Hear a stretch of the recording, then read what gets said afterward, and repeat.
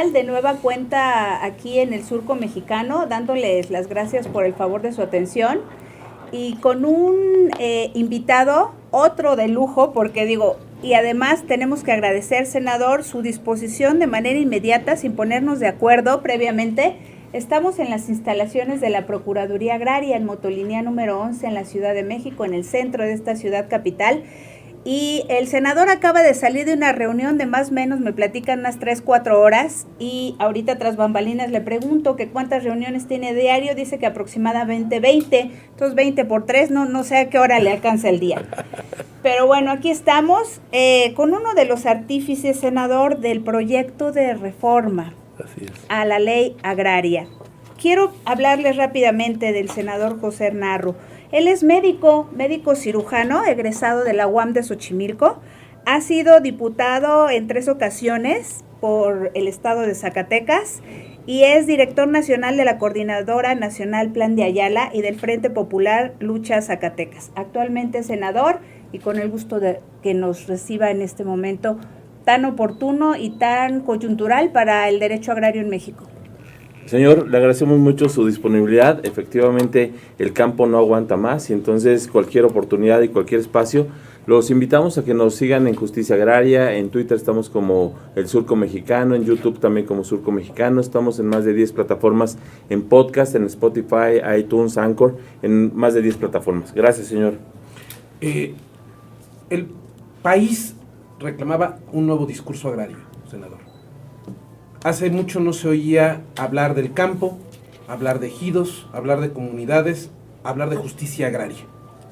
De entrada, el foro agrario, el observatorio agrario, las academias agrarias, justicia agraria, la mayor parte de los que estamos interesados en nuestro espacio de desarrollo que es el campo mexicano, le agradecemos, don José, este espacio y el esfuerzo de volver a poner, junto con los demás legisladores de Morena, en el centro del debate a nuestro derecho agrario. No, pues les agradecemos mucho, Lorena, compañeros jóvenes, al auditorio, a los que nos ven, nos escuchan, al procurador agrario por facilitarnos este espacio para hacer esta entrevista, esta oportunidad de debatir, de platicar, de comentar y de poner en el centro del debate y de la discusión nacional el tema del campo y el tema agrario, que es fundamental para el campo mexicano. En México se ha logrado en estos últimos años que el campo sea la segunda fuente nacional de divisas. Solo estamos por abajo de las manufacturas, pero las divisas que trae el campo el año pasado llegaron a 35 mil millones de dólares, por encima de las remesas, del petróleo y del turismo. Solo con el 20% del sector rural, que es el que se dedica a la agricultura comercial y de exportación. La otra agricultura, el otro campo, que es el ejido, que es la comunidad indígena y que es la pequeña propiedad realmente, las cifras son demoledoras. 59%, de acuerdo al INEGI, de la población rural se encuentra en pobreza. El 80% de la población indígena se encuentra en pobreza. Entonces, el otro 80% de la población rural está en el abandono, en pobreza, en la violencia y en la migración. Hoy lo que estamos planteando es que si con un 20% logramos ser la segunda fuente nacional de divisas y una parte del motor económico del país, si logramos incorporar el otro 80%, que esa es la meta y el objetivo, lograremos que el campo sea uno de los principales motores del desarrollo de este país. Yo quiero decir que después de la época de Cárdenas, de Lázaro Cárdenas, con los cambios que él hizo, por un lado entregando la tierra, por otro lado con él se fundó el Banco Ejidal, con él se crearon las primeras organizaciones nacionales de productores. Duramos 35 años después de Lázaro Cárdenas en lo que se denominó el desarrollo estabilizador, con un México que creció a más del 6%, fruto fundamentalmente del campo mexicano. Nada más que durante esos 35 años el campo dio y aportó, pero nunca le devolvieron su fortaleza. Y entonces a mediados de los 60, a principios de los 70, el campo empezó a decaer. y ahora con la reforma salinista y con la reforma de este modelo neoliberal que tenemos 36 años padeciéndolo, fundamentalmente la reforma salinista lo que planteó fue la privatización, la desaparición del ejido y de la comunidad indígena. Eso es lo que plantearon, a través de la privatización y a través de desaparecer toda la ingeniería institucional que había para apoyar al campo mexicano, al sector social del campo mexicano. Desaparecieron a Banrural, desaparecieron a Conasupo, desaparecieron los precios de garantía, desaparecieron la aseguradora, desaparecieron Fertimex, desaparecieron la Productora Nacional de Semillas, todas las instituciones, y únicamente al 80% de la población rural le daban el 20% del presupuesto, fundamentalmente un presupuesto que era un subsidio para el consumo, para que la gente no se muriera de hambre, pero este sector quedó excluido del desarrollo desde hace 27 años que se hizo la reforma salinista, después con el acuerdo, el Tratado de Libre Comercio hace 25 años, en el 94, lo que se hizo fue negociar al campo por el Tratado de Libre Comercio para apoyar a otros sectores, sobre todo a la industria automotriz, a cambio de sacrificar al campo mexicano. Llevaron al campo a una competencia ruinosa, en cosas muy desventajosas para el campo mexicano, sobre todo para este sector de la pequeña agricultura, a este sector social del campo mexicano, lo que es el ejido y la comunidad indígena. Hoy el planteamiento de esta cuarta transformación es rescatar, así como hay que rescatar a Pemex, a la Comisión Federal de Electricidad, hay que rescatar a este 80% de la población rural que se encuentra excluida del desarrollo, que se encuentra sumida en la pobreza, en la violencia y en la migración. Los tres jinetes del apocalipsis que recorren el campo mexicano. Mire, es que pone el dedo en la llaga porque en estos ejercicios que hemos venido haciendo de noviembre del año pasado para acá, de manera constante recibimos en las redes comentarios de que las instituciones, los operadores agrarios, los senadores, los diputados no voltean al campo y efectivamente estamos por pobreza, violencia y migración. Así es. Usted está proponiendo una ley agraria diferente para materializarla, para que ayude a los campesinos y a los ejidatarios, a los comuneros. ¿Qué es lo más importante que usted ve en este momento en la discusión de esa ley? Si hay voluntad política, varios magistrados nos han dicho, la cosa es que haya voluntad política de veras para discutirlo. Se lo preguntaba hace ratito. Tengo 20 años escuchándolo. Sí hay... ¿Cuál es el cambio? Bueno, ¿Por qué se va a hacer hoy? Porque ahora sí hay voluntad política, porque ahora estamos en el gobierno y en las cámaras, aquellos que luchamos por ese cambio que nunca se hizo realidad. Hoy tenemos la condición de que se haga realidad y lo vamos a hacer. O sea, hoy luchamos por un nuevo marco, por abrogar la reforma salinista y por impulsar una reforma de la cuarta transformación. Una reforma que recoja el espíritu zapatista y el espíritu del Plan de Ayala, porque el Plan de Ayala, que se firmó hace 108 años, todavía hoy no ha podido hacerse realidad. Todavía sigue siendo una asignatura pendiente ese Plan de Ayala. Este año, que es el año de Zapata, que se cumplen 100 años de su asesinato a traición, pero de un Zapata que vive en el corazón y en la lucha del campo mexicano. Hoy la mejor forma de honrarlo es haciendo una ley que rescate, que ponga en el centro el espíritu zapatista y el espíritu del Plan de Ayala para hacerlo realidad ahora en el México de hoy. Hoy lo que se plantea es que este sector de la pequeña, de lo que es la propiedad social de la tierra, del ejido de la comunidad, logremos que se incorporen y sean parte del desarrollo nacional. ¿Qué proponemos? Se dice que el ejido y la comunidad representan el 52% de la superficie nacional, claro.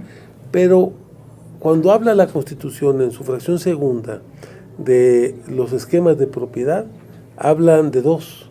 la propiedad privada y la propiedad pública. No se trata de la propiedad social. Solo en el séptimo se plantea de que se va a defender al ejido y a la comunidad, pero no se plantea donde se define qué propiedades tenemos, qué esquemas de propiedad, qué sistemas de propiedad tenemos en el país. No se menciona la propiedad social de la tierra. Entonces, la propiedad social de la tierra no está contemplada como un sujeto de desarrollo, sino la misma Constitución dice, vamos a defender al ejido y a la comunidad. No queremos que nos defiendan, queremos que nos reconozcan como sujetos de derecho, para que seamos sujetos de desarrollo. Claro. Estamos planteando que en la Constitución se ponga la propiedad social de la tierra en dos vertientes, al ejido y a la comunidad indígena, porque la comunidad indígena no nomás es la tierra y el derecho al territorio. Eso es muy importante. Entonces este tema es fundamental, lograr que el ejido y la comunidad sean sujetos de derecho para transformarlos en sujetos de desarrollo. 2, cambios constitucionales. Se hizo una revolución contra el latifundio. Se hizo una revolución para regresarles o restituirles a los pueblos indígenas sus tierras y reconocérselas y titulárselas. Se hizo una revolución para acabar con el latifundio. Y la Constitución dice, todos los excedentes de la pequeña propiedad tendrán 6 meses para repartirse. O sea, el propietario tendrá 6 meses. Y se entregarán esos excedentes de acuerdo a las leyes estatales. Y seguimos esperando. Y hay solo 3 estados que tienen leyes estatales. Y entonces tú no puedes afectar a los latifundios. Después de 27 años de la reforma salinista, neoliberal, se surgieron un proceso de neolatifundismo en México, producto de 3 motivaciones fundamentales: de los grandes monopolios, de la corrupción como con César Duarte, que se le encontró más de 100,000 hectáreas, y el caso de la delincuencia organizada, que se ha adueñado de ejidos y de tierras ejidales. ¿Cómo los afectas? O sea, ¿cómo afectas al latifundio moderno o al neolatifundismo que surgió? Que es causa de desigualdad y de pobreza para algunos. Hay que adecuar la ley, porque tampoco se plantea que esas tierras, esos excedentes de la propiedad van a servir para resolver conflictos agrarios y para el reconocimiento de lo que se llamaba los sujetos de derecho, darle la tierra a los productores rurales. No se reconoce. Entonces necesitamos cambiar ese tema también fundamental en la Constitución, que se reconozca el derecho a la tierra y que los excedentes de la propiedad, de la pequeña propiedad, sirvan para resolver los conflictos agrarios. Tenemos más de 2,500 conflictos agrarios en el país que se requieren resolver. Esto es muy importante. El tercer tema importante también en la Constitución es el tema de los tribunales agrarios.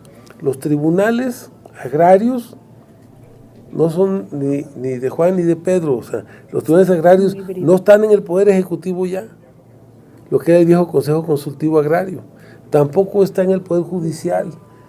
Entonces, ¿en dónde está? Está en el limbo. Nosotros planteamos que los tribunales agrarios deben de estar en el Poder Judicial de la Federación y hacer una sala especializada, hacer un cambio total de los tribunales agrarios.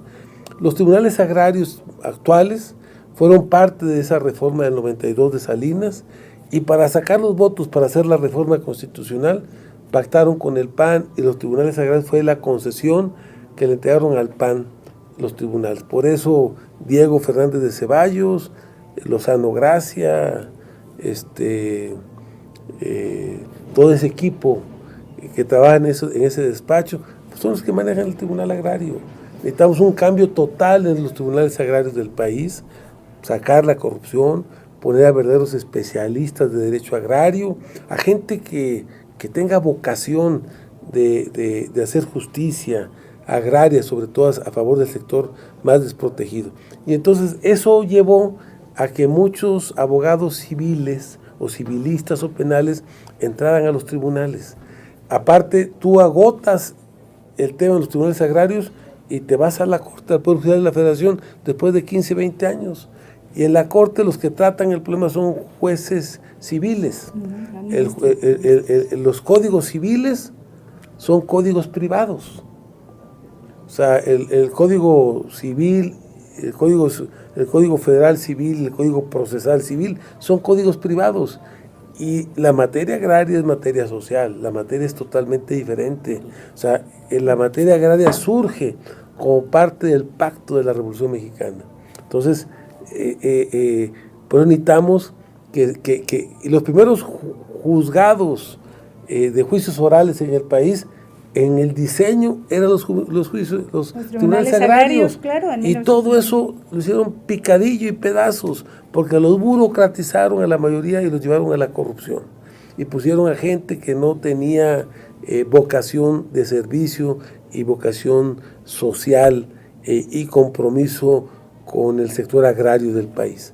Hoy creemos que todo eso hay que cambiarlo, que necesitamos una sala especializada de la Corte que maneje el tema agrario y las salas regionales o estatales que manejen el tema agrario, pero que dependan del Poder Judicial de la Federación, para que con esa fuerza resuelvan la conflictividad agraria que tenemos en el país, y no dures, pues el viejo pleito entre Zapata y Madero fue por eso. Cuando Zapata llegó a Madero y le dijo, cúmplele a los pueblos y devuélvele las tierras, Madero, ¿qué dijo? Váyanse a los tribunales. Eso fue en febrero de 1911.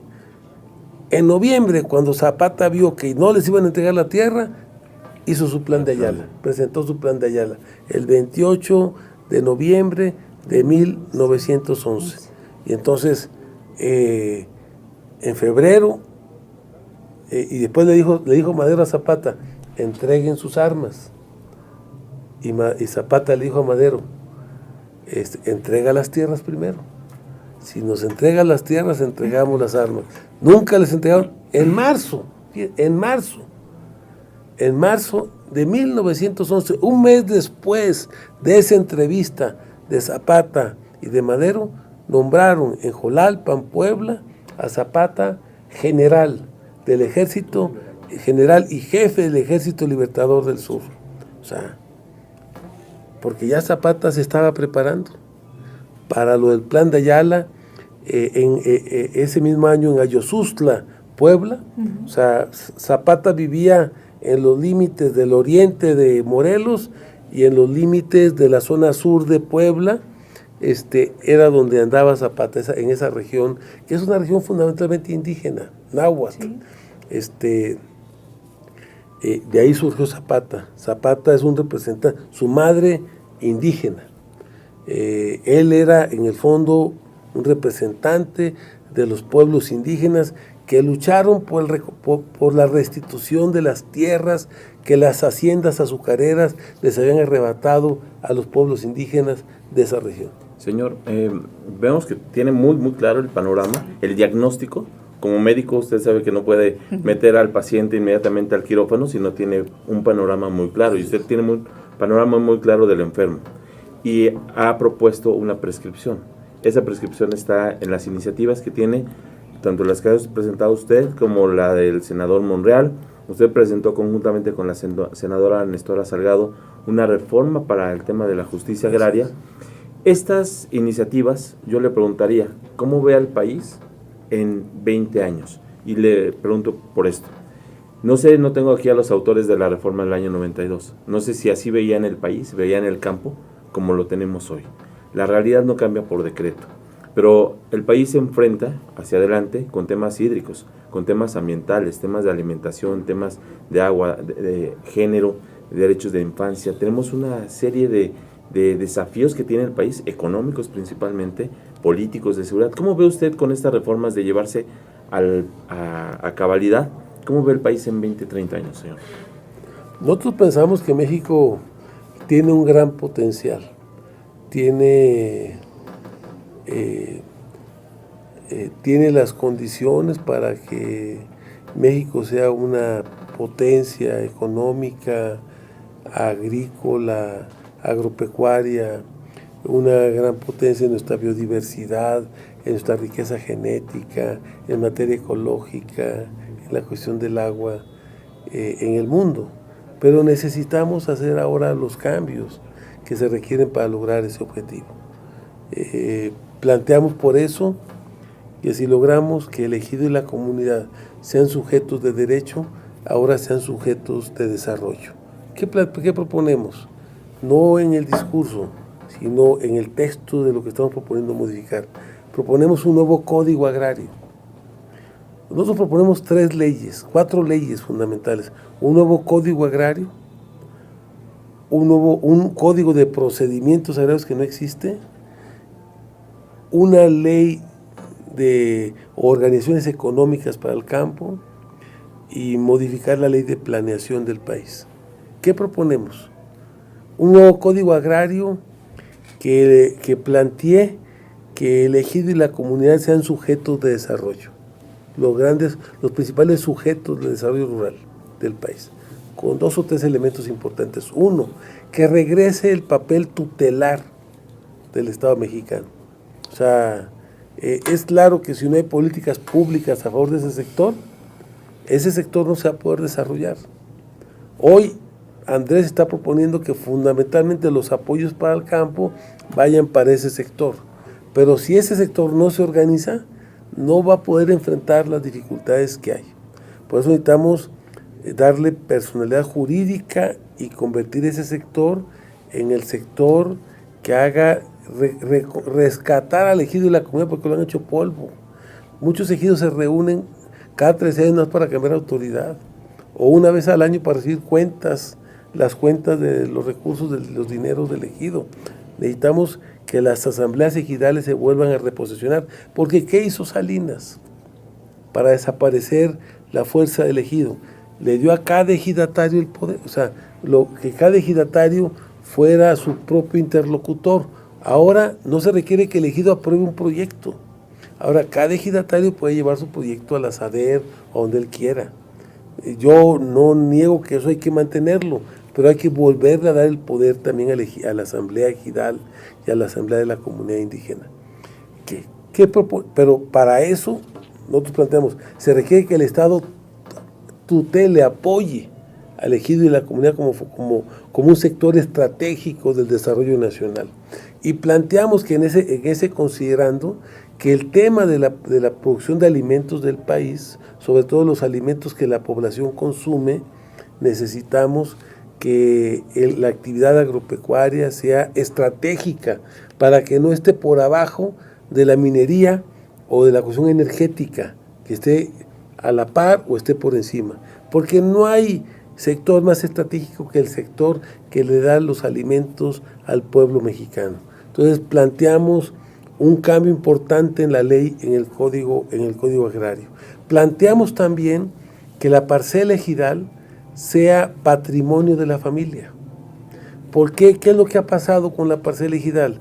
El hombre se va, porque tenemos un grave problema de migración.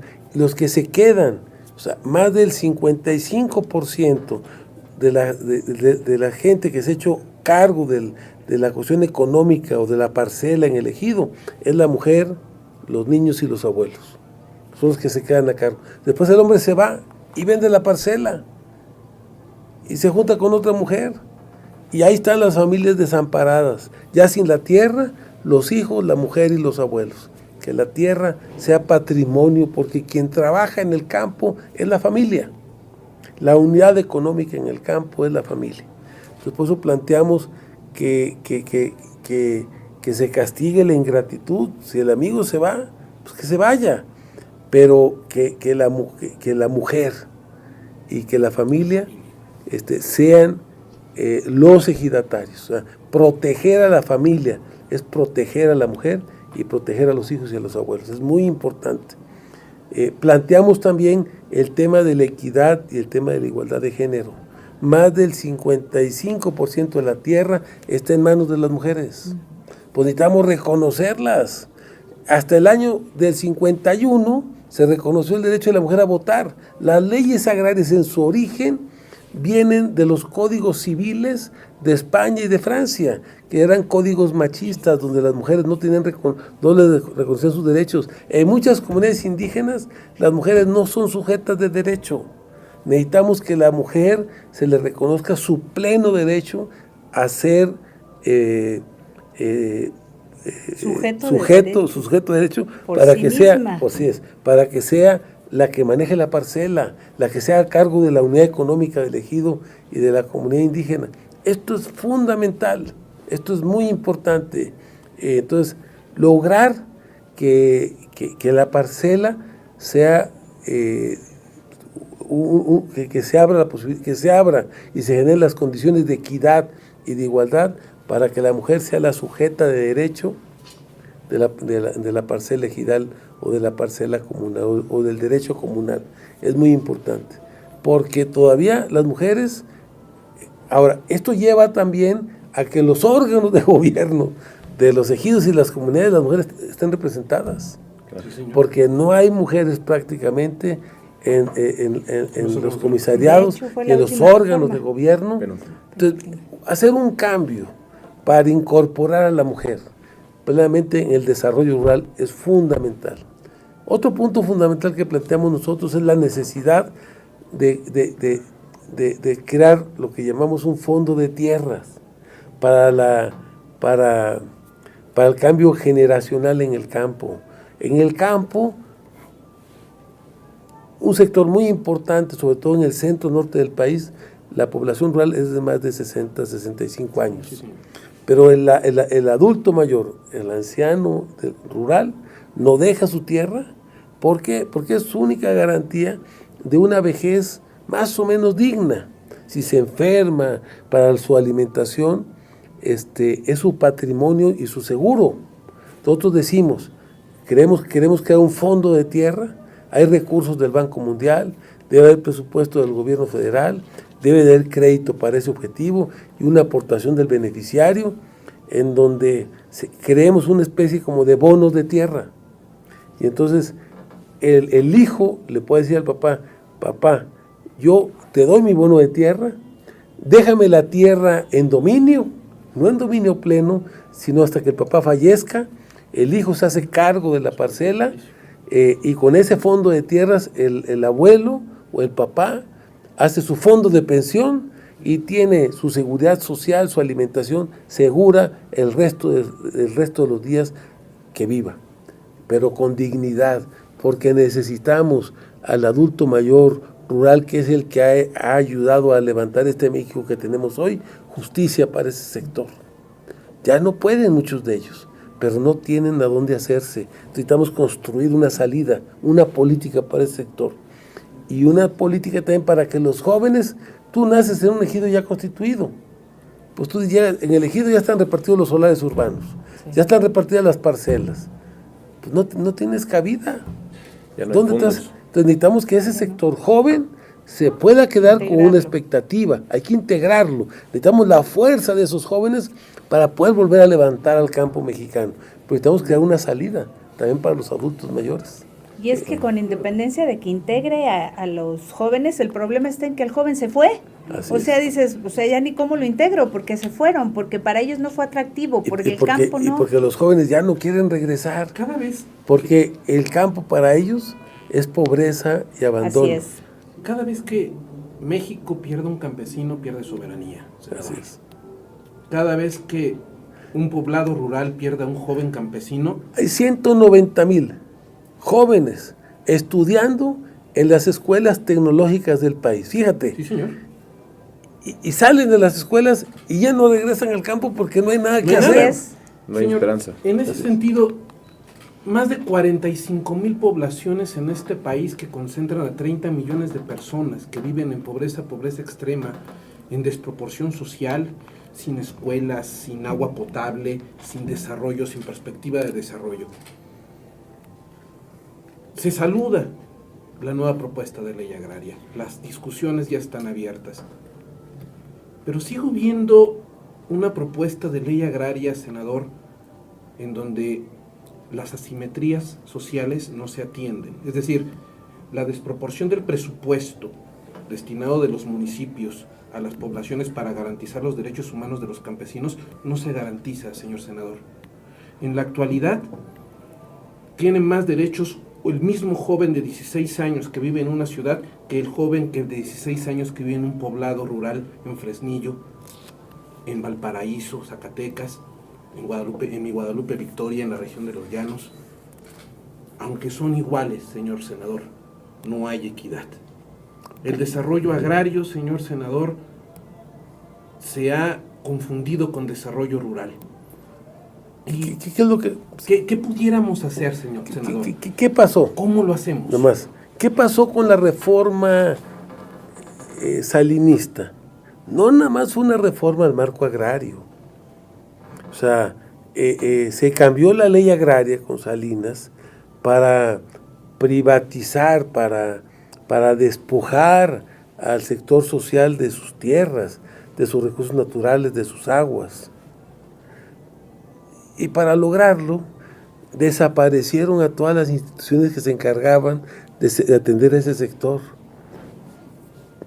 Desaparecieron al Banrural, desaparecieron a la aseguradora, desaparecieron a la CONASUPO, desaparecieron el precio de garantía, desaparecieron Fertimex, desaparecieron a la Productora Nacional de Semillas. Todas las instituciones que se crearon para apoyar a este sector para su desarrollo, las desaparecieron.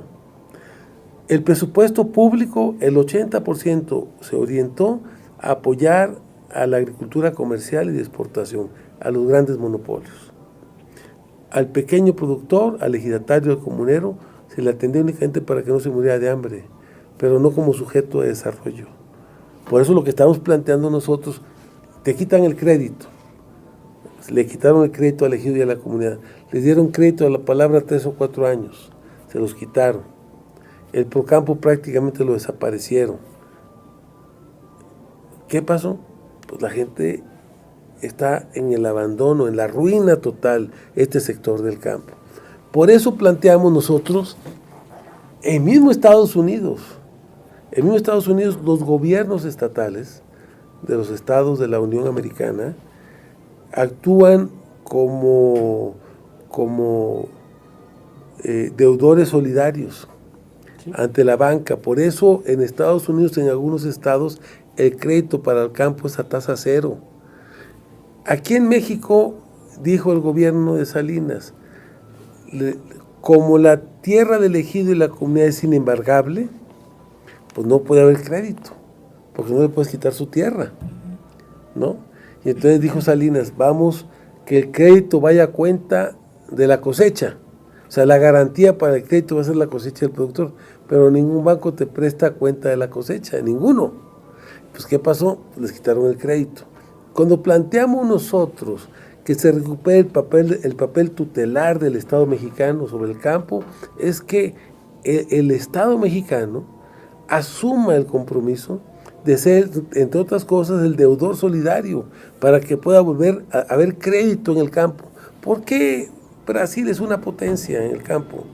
Porque más del 90% de las unidades de producción rural en el campo tienen crédito. Más del 90% tienen crédito.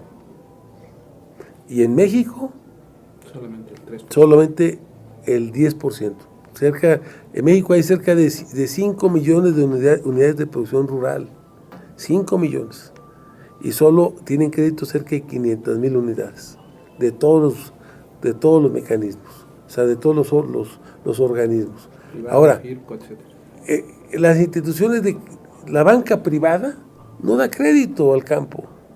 A pesar de que el dinero que utilizan para apoyar al campo son dineros públicos. Porque los bancos dan crédito para el campo a través de FIRA y del Banco de México. El dinero que prestan no es dinero de la banca, es dinero del mismo gobierno. Ellos no son más que intermediarios para habilitar al campo. Y ni así le dan crédito al campesino. Ni habilitan ni refaccionan. Ni nada. Y entonces nosotros decimos, ¿cómo vas a rescatar al campo sin créditos? Sin apoyos productivos. Ahorita entiendo yo que con Andrés Manuel el planteamiento es atender la crisis humanitaria de pobreza y de hambre que hay en el campo. Pero es claro que de ahí tendremos que pasar a una política productiva, de organización productiva, para integrar a este sector al sector productivo nacional, a la actividad productiva del país. Es algo que se empieza a plantear. pero le falta mayor fortaleza. Entonces hay que decirle adiós a Sedatu. Así es. Por eso planteamos nosotros, en esta propuesta de reforma que hacemos, decimos también que Sedatu, veamos el presupuesto de Sedatu. El presupuesto de Sedatu, el 95% de su presupuesto es para vivienda y cuestión urbana. Y allá en el cuarto del Cachitril, Sí. ahí está el tema agrario. No, nosotros planteamos que hay que sacar el tema agrario de Sedatu y hay que crear un Instituto Nacional de Desarrollo Agrario y Territorial que dependa del presidente. Porque cuando se firmó el Acuerdo Nacional para el Campo, Sí, señor, 2003 se acordó un nuevo marco jurídico agrario y vamos a regularizar todas las posiciones de la tierra todas las tierras que estaban ocupadas antes del año 2000. ¿Y se ha hecho? No se ha hecho. Ahí siguen los conflictos agrarios. Y el problema agrario es un problema de gobernabilidad del país. Por eso es muy importante atenderlos. Y se pueden resolver dependiendo directamente del presidente. Porque se requiere la fuerza del presidente para poder resolver muchos de los conflictos agrarios que no se van a resolver ahí mandándolos al cajón de los olvidos o por un funcionario de cuarto o de quinto nivel. No tienen la fuerza, porque los intereses que están involucrados son muy fuertes. Por eso planteamos nosotros que el tema agrario es como el tema del agua, es un tema federal, no lo puedes dejar en manos de las leyes estatales. Por eso planteamos nosotros también que este instituto dependa directamente de la Presidencia de la República. ¿Para qué? Con el mismo presupuesto que tiene la Subsecretaría de Desarrollo Agrario y Territorial, creemos un instituto que se dedique a atender este tema como un tema fundamental y que Sedatu se dedique a lo que está haciendo. Pero no mezclemos el agua y el aceite, son cosas diferentes. Entonces, este tema también es un tema muy importante para el ejido y para la comunidad. Y planteamos precisamente desde el acuerdo nacional para el campo, del campo no aguanta más, ahí se acordó, vamos a revisar y a modificar el marco jurídico agrario del país y a crear un nuevo código de procedimientos agrarios. No hay código de procedimientos agrarios, nosotros tenemos una ley, un código agrario que tiene tres cosas. Tiene un código agrario, cosas sustantivas, ahí tiene algunos contenidos de procedimiento y ahí tratan el tema de organización económica del campo. Nosotros planteamos que hay que separarlas y también tiene cosas de planeación. Sí, sí. Nosotros planteamos, hay que crear un código agrario, un código de procedimientos agrarios y una ley de organizaciones económicas para el campo y cambiar la ley de planeación nacional. ¿Qué es lo que proponemos? Pues en el Código Agrario se reconoce las asambleas de los pobladores, pero no tienen ninguna función. Nosotros planteamos que el comisariado ejidal se dedique al ejido. Ya muchas manchas urbanas, la mayoría de la gente que vive no son ejidatarios, y entonces la asamblea de pobladores debe atender el tema de la población, del área urbana, y esa asamblea de pobladores que está compuesta por ejidatarios, por pequeños propietarios, por comuneros, por colonos, por lo que sea, elija un miembro para que se integre el Consejo Municipal de Desarrollo Rural Sustentable. Tú tienes un consejo nacional y tienes consejos estatales, no tienes ningún consejo municipal. Y que ese Consejo Municipal de Desarrollo Rural Sustentable que viene en la ley sea el primer instrumento de planeación, donde las necesidades vayan ahí en primer lugar. Son demandas que debe atender el municipio, la federación o el estado. Y ahí empieza el sistema de planeación. ¿Qué se requiere? Pues que la escuela, que la calle, que la pavimentación, que el agua. O sea, ¿cómo integras un sistema nacional de planeación desde abajo, donde la gente participe? Entonces, uno es este cambio a la ley de planeación, a partir de las asambleas de los pobladores. Eso es un cambio importante. Dos, el tema de, pero aparte le das vida al Consejo Municipal de Desarrollo Rural Sustentable, que no existe en ningún lugar del país. También hay más fuerza para la PA. Así es. Y ahí es donde se discute y que este sea un órgano de planeación participativa, donde se ejecuta también el presupuesto del municipio, porque ahí es donde tú requieres que los presupuestos vayan también orientados para atender a ese sector, al sector rural, en los municipios donde generalmente son desatendidos, y sobre todo los jóvenes. Entonces planteamos que este tema es importante. Entonces, la ley de planeación, el código agrario, un código de procedimientos agrarios, porque como no hay código de procedimientos agrarios, utiliza supletoriamente el código de procedimientos civiles, que es un código privado, y la materia es una materia social.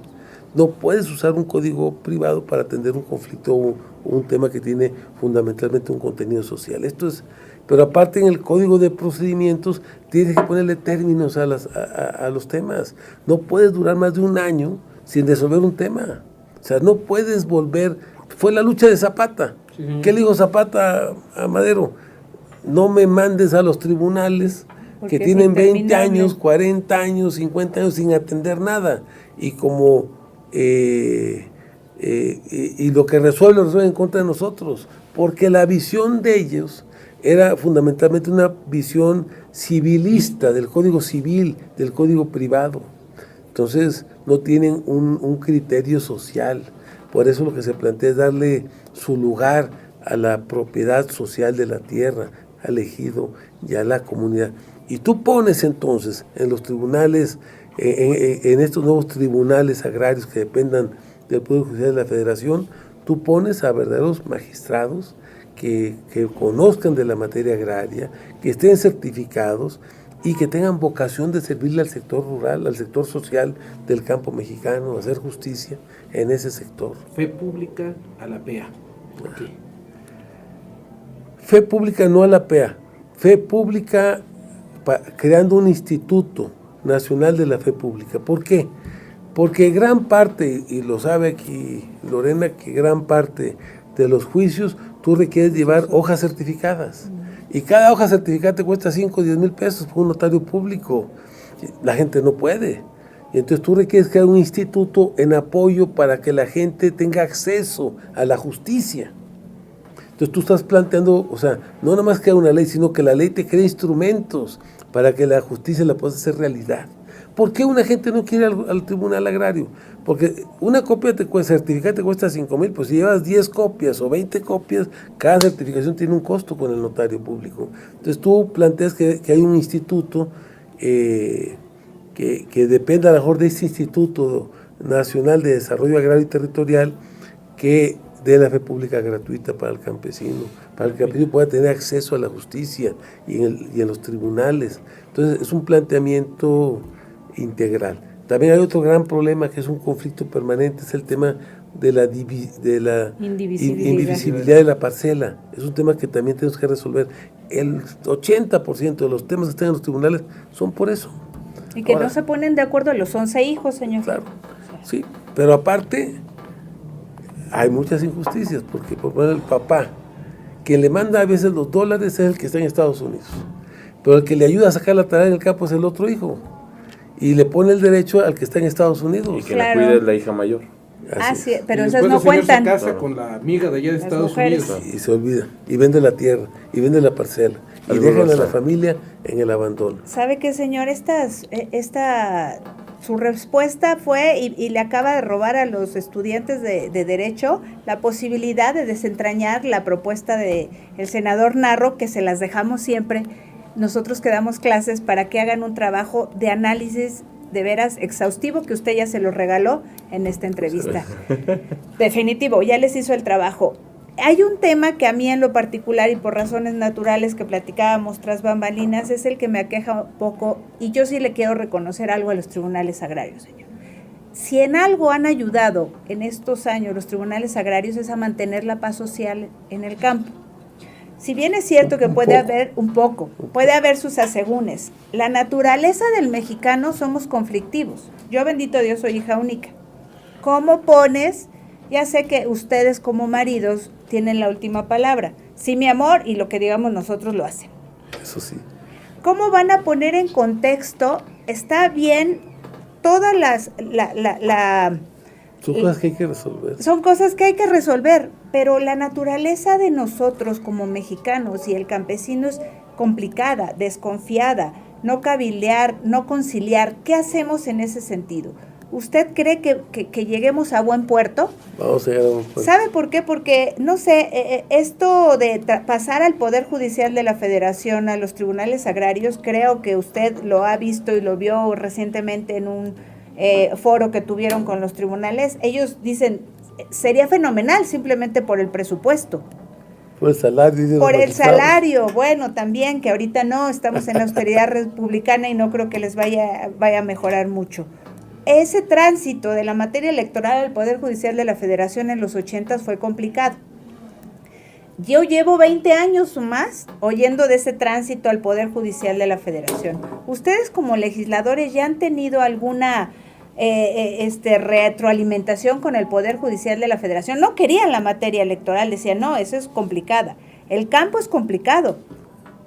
¿Cómo? ¿Ya han tenido algún acercamiento con la Suprema Corte de Justicia de la Federación? ¿Ha habido algún? Ahora, perdón, abonando, tenemos la primera ministra que fue magistrada de los tribunales agrarios. Eso es bien importante, o sea, ya allá en las alturas, en la elite, ya se enteraron. Existe la materia agraria. Digo, por favor, en muchas escuelas le están quitando, señor. Así es. No es la materia agraria. No, que porque ya no existe, ya no existe el derecho agrario. Luego, a ver, cuando van por las carreteras, eso que está del lado de ustedes no es de nadie, por favor. ¿Cómo ha visto esto? No hemos platicado con los ministros de la Corte el tema, pero bueno, hay que tomarlos en cuenta, pero es una necesidad del país. Esto es muy importante. Si las resoluciones de la Corte, fíjese, la primera carretera que se construyó en este país es la carretera de México a Texcoco. La primera. 1926 y 27. Y usted, poca gente sabe. Sí. Hasta esta fecha no se les ha pagado. No la han indemnizado a los ejidos ni a las comunidades. Que fueron afectadas por eso. O sea, ya hay resoluciones de la Corte y no les han pagado. La segunda carretera del país que se hizo fue la carretera de México a Puebla, 27-28. Y no se les ha pagado. Señor, el primer asunto que yo recibí en mi tribunal, el octavo, fue no se me puede olvidar, de 1971. En la carretera, porque es un tema que traemos reciente, bueno, que venimos planteándolo. Sí. La carretera de Navojoa de Sonora. Sí, señor. Que cortó al ejido de Navojoa.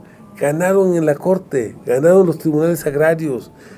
Hay todo. Todas las instancias. Sí.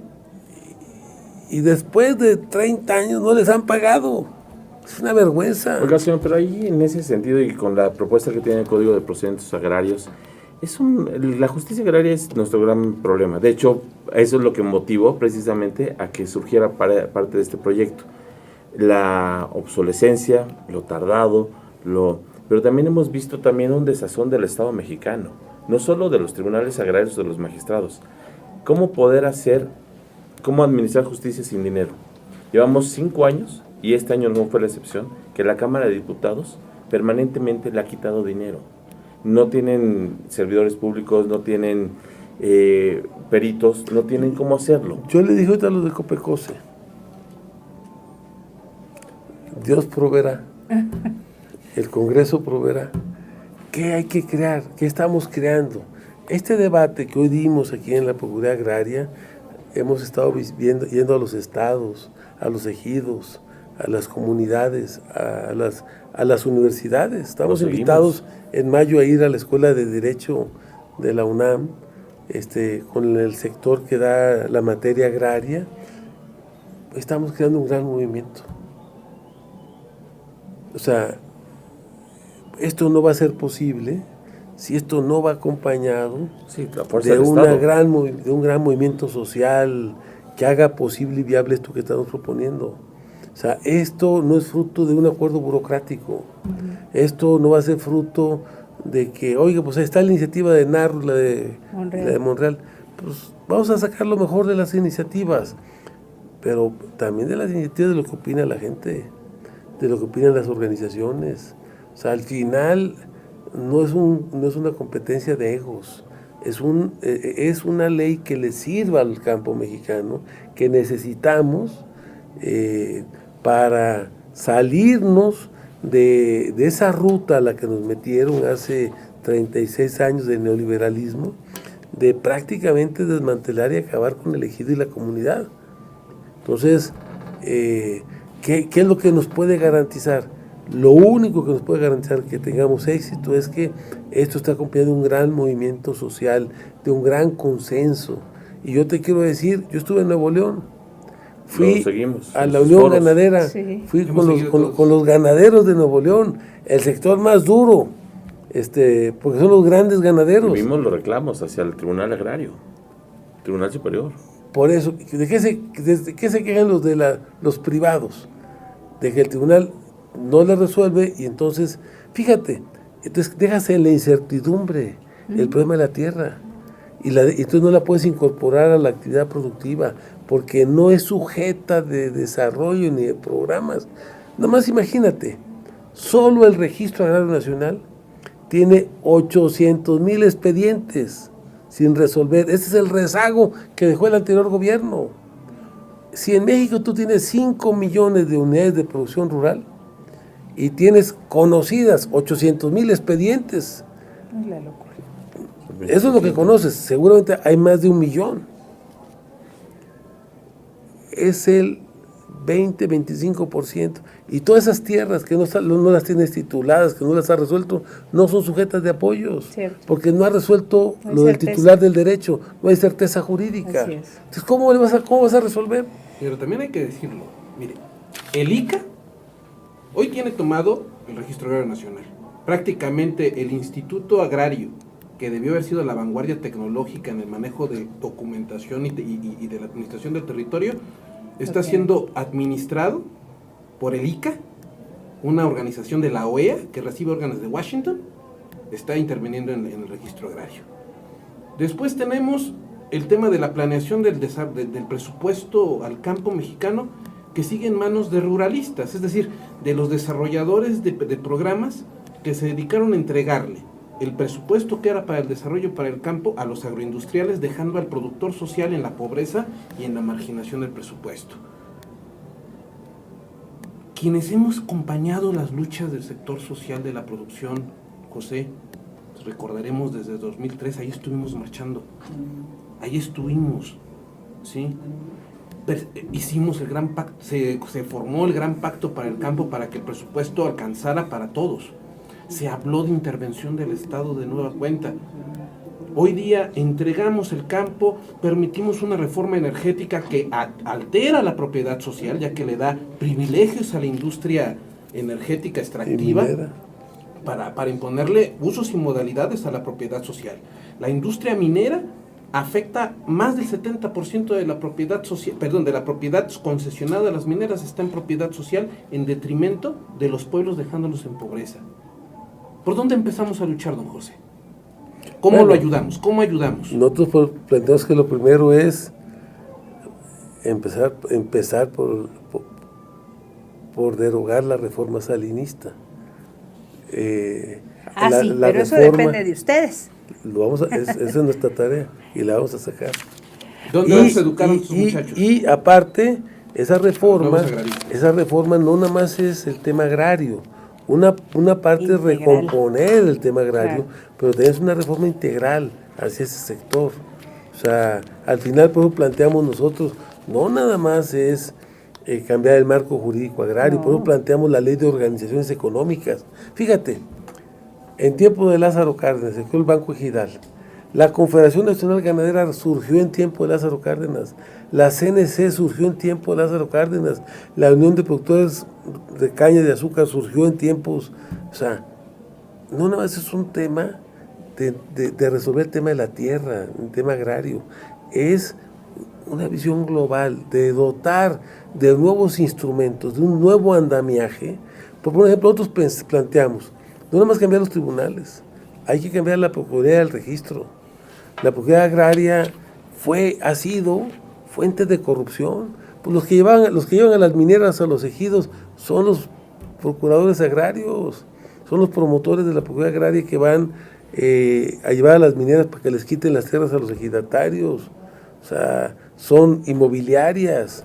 El personal de la Procuraduría Agraria y el personal del Registro Agrario Nacional tienen sus despachos afuera de las procuradurías, que les mandan a atenderlos en despachos privados. Sí, o sea, eso es lo que tenemos que acabar. Tú tienes un dominio pleno y te cobran o tu certificado, si me das 5 o 10 mil pesos de barrerlo rápido. Barato.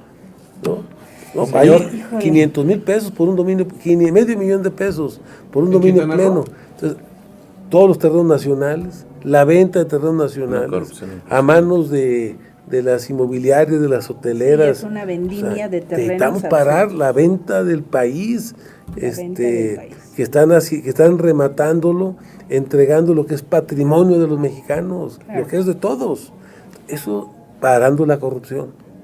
Pero necesitamos, en la Procuraduría Agraria, nosotros planteamos, a la Procuraduría Agraria hay que darle dientes.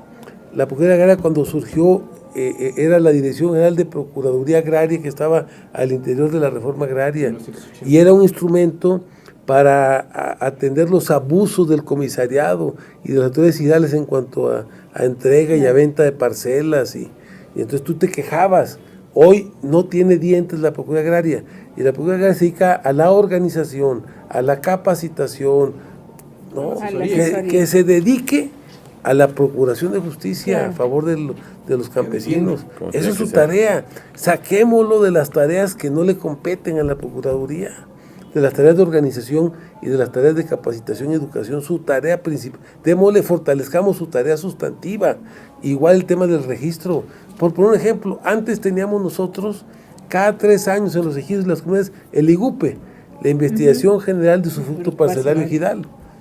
Ya no se hacen. Porque ya no hay personal tampoco. Pero como no se hacen, hay muchos ejidos y comunidades indígenas que tienen 10 o 20 años sin actualizar. Padrón. Más de la mitad de los padrones es gente que ya está fallecida y no has actualizado los censos. O sea, necesitamos reinstrumentar, porque tú quieres...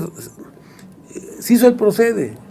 Pues después del procede que se hizo hace 10 años, o 15 años, o 5 años, hay cambios importantes en la recomposición. Entonces tú necesitas establecer un mecanismo que permite estar permanentemente actualizando el tema de los derechos en los ejidos y las comunidades. Eso es muy importante. Todo este tema, por eso es tan importante y tan apasionante aquí, Lorena y ustedes que han trabajado y que conocen el tema.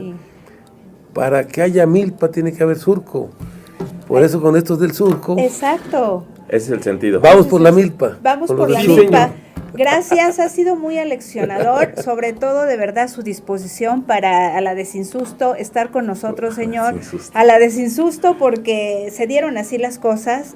De verdad, enhorabuena por su esfuerzo, cuente con nosotros, pero también es algo bien importante y no me voy a ir sin que lo diga, para que no haya corrupciones de las dos partes, tanto el que ofrece como el que recibe, en todas las instituciones y no solo agrarias.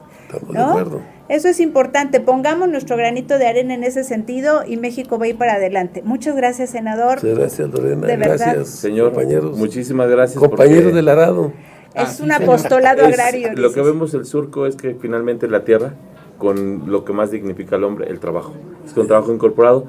Finalmente el surco como propuesta se está volviendo un testimonio en este proceso de transición.